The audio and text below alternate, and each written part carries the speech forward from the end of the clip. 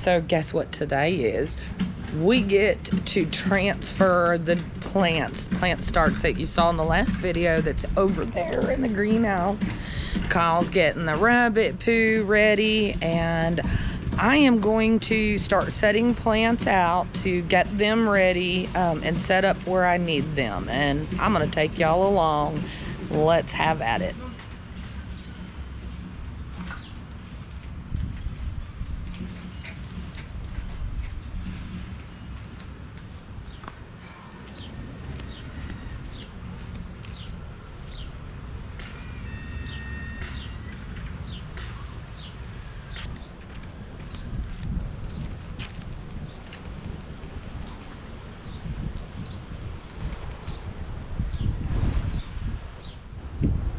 Hey, I ended up getting this for Paula for Christmas. It's an auger. Oh.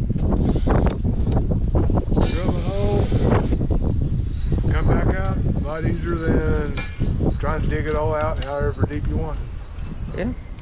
Okay, so we're going to show you what we do, and I know it's probably not news to any of y'all. In fact, I learned it from YouTube University. I can't exactly recall what channel I learned it from, but I learned it from there, and it's awesome. It works every time to keep the weeds suppressed and just makes gardening so much more of a pleasure. So we're going to show you how we do it, and then I'm going to show you how I plant the plant starts that I've created, what we use in order to give them the best opportunity to grow as possible. All right, here we go.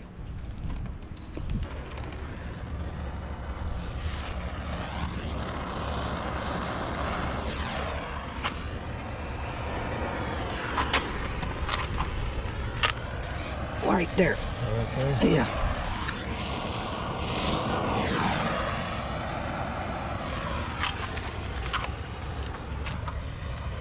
And then this one obviously right in between. Right there? In between.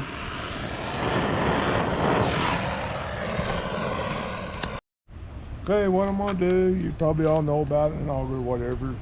Drill down fairly deep. So, and pull it back up and you got your hole. Yep, here we go.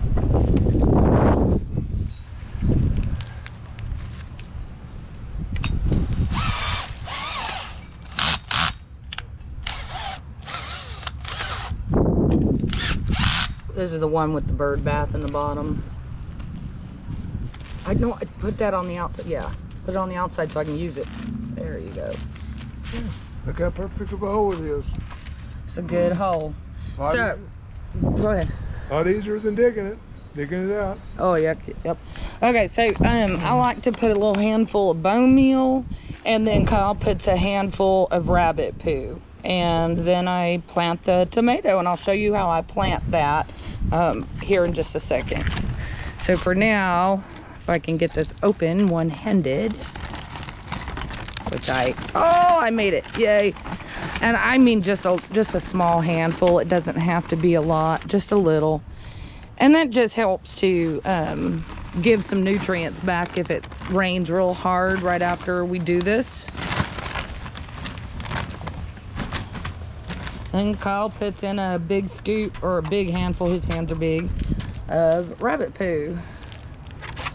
Okay, and then so all of these are my Romas, and then the one Peron I was telling you guys about. So what you do is just kind of give it a little squeeze. It'll loosen it. Hold on to the stem to pull it, and there it comes. And see how much it is so ready for planting. So then the next thing we're going to do is we're going to remove these bottom stems. It's not needed, and I want to bury it for as far up as I can. And I think I'm going to go on and remove this one, and then we're going to bury it all the way up to just beneath this branch.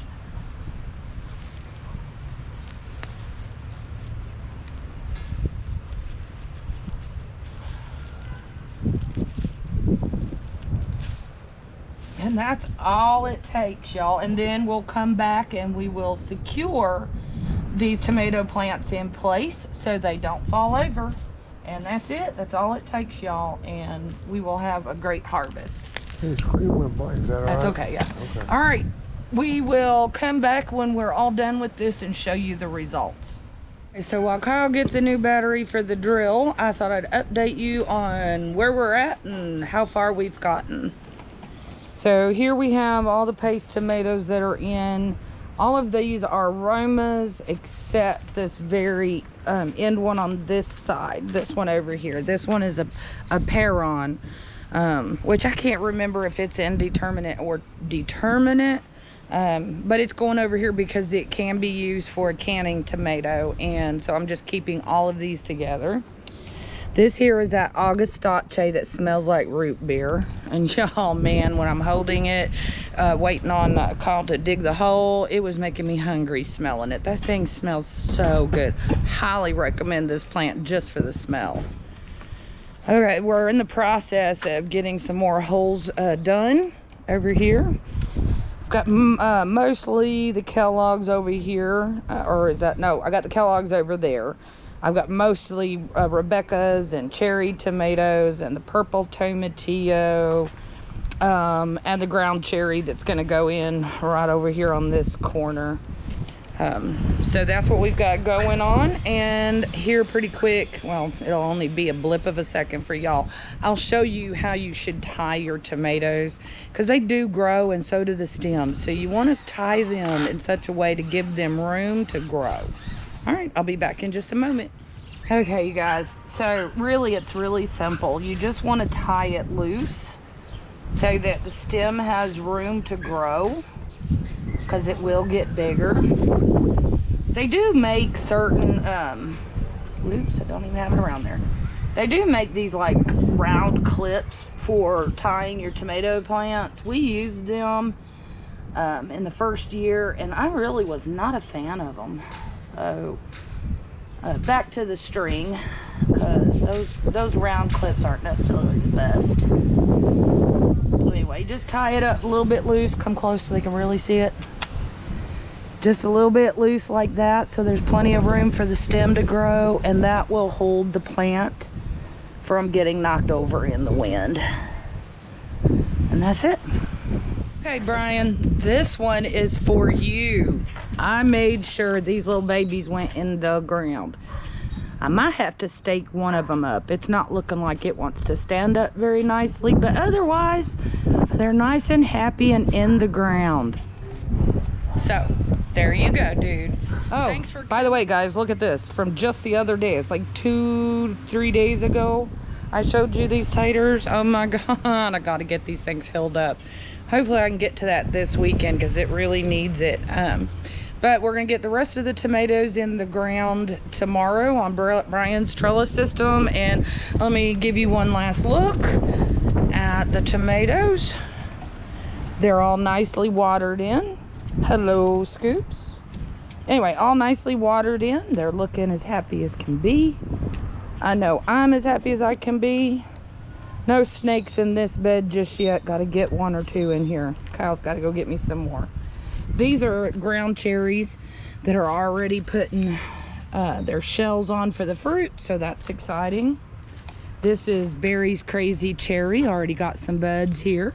Kyle's excited about that. So thanks for coming along, y'all. Appreciate your support. Love all of you. Have a great day, and I'll see you next time.